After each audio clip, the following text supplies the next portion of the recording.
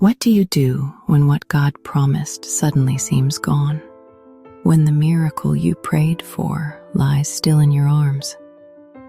In the hills of Shunem, a kind, generous woman welcomed the prophet Elisha, offering food in a small upper room. Sometimes simple kindness opens the door for unexpected miracles. Scripture says, "A wealthy woman from Shunem urged Elisha to eat some food. I know that this man who often comes our way is a holy man of God." Elisha blessed her home and promised, "About this time next year, you will hold a son in your arms." Her joy came true. Years later, the boy collapsed in the field. His father carried him home. She held him lifeless and laid him on Elisha's bed. Tears fell, but her faith moved. Even in heartbreak, faith runs to the miracle.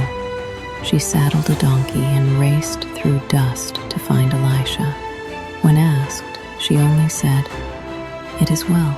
At Elisha's feet, she cried, "Did I ask you for a son, my Lord? Did I not say, 'Do not raise my hopes'?"